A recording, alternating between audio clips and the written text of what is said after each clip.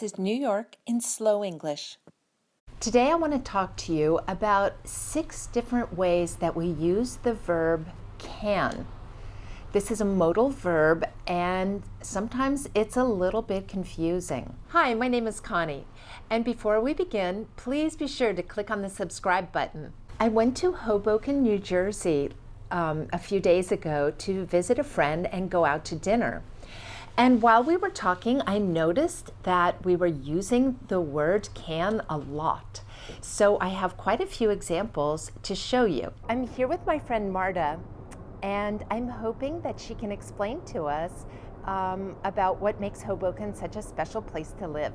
The first way that we use the word can is to say ability. In this first example, I'm saying, I hope that she can explain, or in other words, I'm hoping that she is able to explain. Hoboken is very easy to get to. From Manhattan, you can take the ferry, or you can take the PATH train, or you can take a bus. So there are various parts of the city of Hoboken, or the town of Hoboken, that you can get to by different forms of transportation. You can take the ferry, or you can take the PATH train, or you can take a bus. All of these are examples of ability. In other words, you could put the words you are able to, and the sentence would still make sense. Use number 2 for the word can is permission.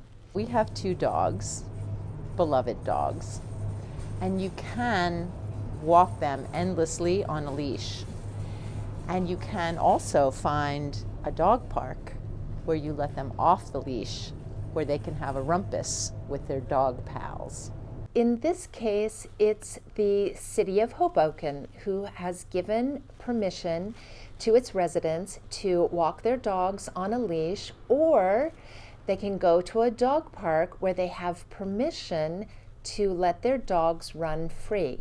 A rumpus is a really fun word about having a noisy argument or a big fight, but sort of in a fun way. And the word pal is an informal word for friend.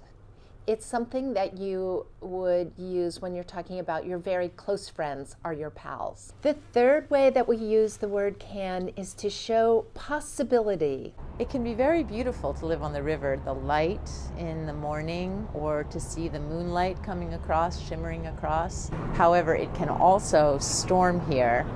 We had Hurricane Sandy, in which case living along the river proved to be fairly devastating and treacherous, so that can be a little nerve-wracking. She's chosen to use can in the present tense here, indicating to me that she thinks this is a real possibility. If she had decided to use the word could here, then she would be introducing a lot more uncertainty into what she is saying. The expression nerve-wracking is a pretty common expression, and it means something that makes you feel very stressed, or a very stressful situation, or something that is maybe very frightening. What happened? Well, the water just decided to come on into town. Luckily, our house wasn't affected, but we did lose power. But there was, for example, a sailboat that was deposited onto a nearby street, upon which someone wrote, "Global warming is real." Can I ask you a question? The fourth way that we use can is when we make a request. Now, this is related to permission, right? Because permission is a statement giving you the right to do something, and a request is the question asking if you have permission, so they're related. Where do you think we should go for dinner tonight? The fifth way that we use can is for suggestions. Now, this is also related to possibility. But the interesting thing about suggestions is this happens when you are giving your opinion. There's a lot of possibilities. We can go for pizza, for which Hoboken is famous, or we could go to a fancier spot like Amanda's for delicious food, or the steakhouse up on 14th, Dean and Harry's. I like Amanda's because it's cozy. There's another possibility, which is we could go to Augustino's, which is a super old world Italian place. But you sometimes have to be connected to get in. In this case, she begins by saying, we can go for pizza. She is indicating here that this is a very easy and very likely thing for us to do. She then starts talking in the past tense. Why does she do this? It's because she's introducing a little bit more doubt. And at this point, she switches from can to could. Notice how in her last example, she uses the word could, indicating that there's a little bit of doubt in her mind. And in this case, she really stresses that word hard, indicating that there's even more doubt and even less of a possibility that we will go to this restaurant for dinner. So before we go to dinner, I wonder if you could give me a hand. Here she is using number 4, request.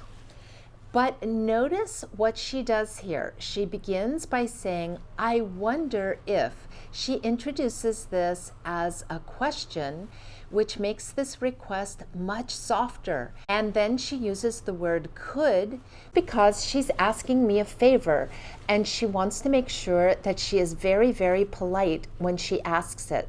I need to bring a bunch of packages in from my car. Sure, I can help you with that. The 6th way that we use can is to make an offer. This is very closely related to request, right? Because requests are the question and the offer is often the answer. In this case, I offered her help to unload her car. Before we left for dinner, she told me the incredible story of the day when the plane crashed into the Hudson River and the pilot, Sully Sullenberger, landed it and everybody lived. There were no injuries. It was then made into a movie starring Tom Hanks. Maybe you've seen it. The plane, I guess so there was an engine failure, which I believe they attributed to Canada Goose. Yeah, I think it was birds. And I think it was maybe more than one because both engines gave out. And Sully Sullenberger landed the plane in the Hudson River. I was coming out of New York City, and as soon as I got out of the Lincoln Tunnel, there was massive traffic. I parked my car and heard what was going on. And I thought, can I see this? I ran over to the river and I could, and they actually used the waterways ferries to rescue people who were jumping out of the plane into the river. This is a very interesting example to me because I'm not really certain what she's trying to say here. When she says first, can I see this? And I ran over to the river and I could. I'm not really certain if she's saying, can I see this, meaning ability. In other words, was it so crowded that I wouldn't be able to get close to the river and see it? Or was she saying, can I see this because of permission? Meaning, did the police have the whole area blockaded and no one was allowed in to see? I'm not really sure which of these she was saying. Interestingly, she has chosen to use direct speech in the first half when she says, can I see this? And past tense in the second half, which was, I ran over to the river and I could. This is an interesting combination that she selected, and it makes her story a little bit more vivid when she used the present tense.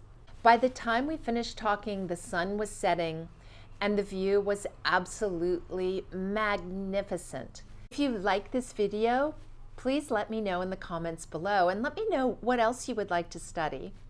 I'll see you next time on New York in Slow English.